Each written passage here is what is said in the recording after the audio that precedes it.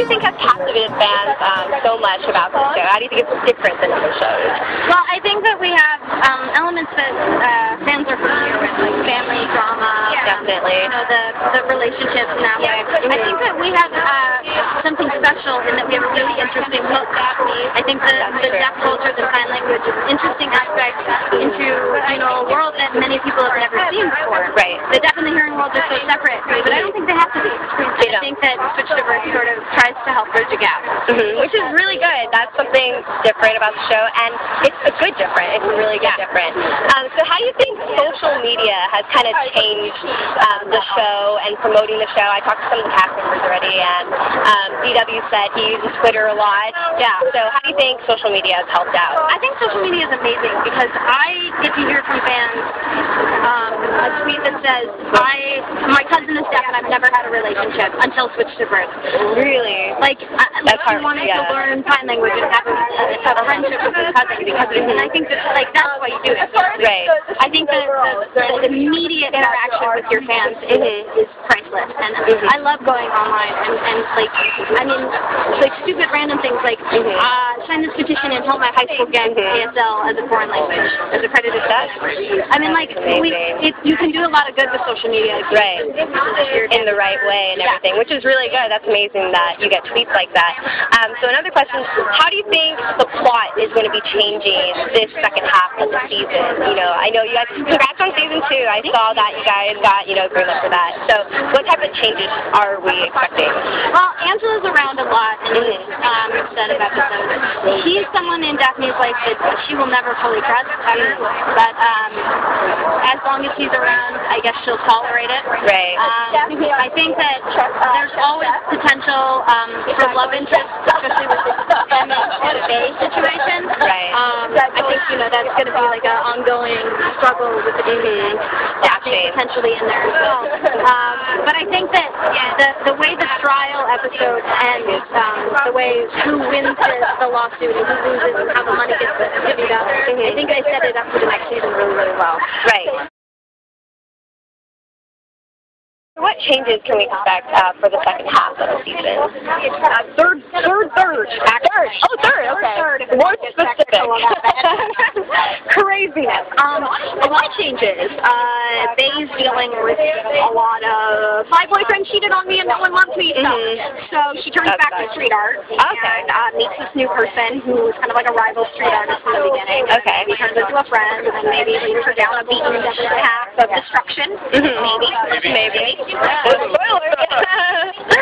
So are there any similarities between you and your characters? Are there any, or you know what? Honestly, I find us very different. Obviously, I'm playing her, so like speech pattern and kind of like humor but we're actually very different. She's one of the more different characters than me that I've ever played. Like the way we deal with people is different. Our views on things are different. We look alike. Well, yeah, that's one thing. That's the main thing, right? So what do you do on your downtime? You must be busy, you know, working on this show and Austin and Allie. What do you do on your downtime? When I'm pretending on the stage, Mom. That happens way more often than it should.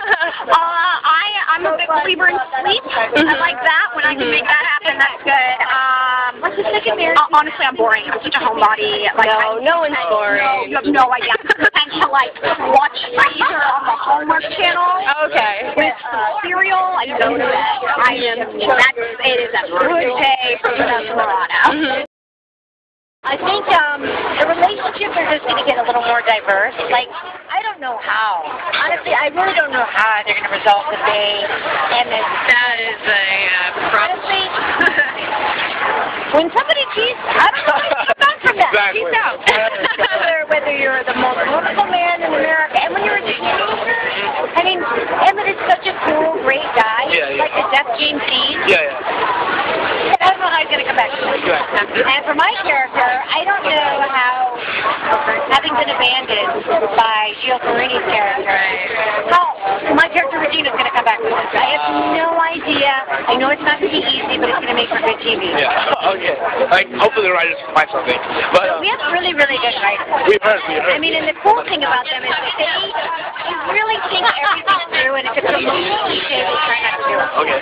So that's a good thing. Yeah, right. That's really good. I'm a big George Lopez fan. Yeah. And I was like, I recognize her, and I just realized you're from George Lopez. Yes, How do you compare the difference between your characters for the two shows? I think on George Lopez, my character of Angie was a lot more hopeful and buoyant and more childlike and very enthusiastic. My character Regina is a recovering alcoholic. She's a lot more hardened. She's a lot more tough because she's been a single mom. And she's had to be harder. Plus, she's had to go the extra mile. She grew up very poor, or working class, we say. And she's a lot tougher than Angie Lopez.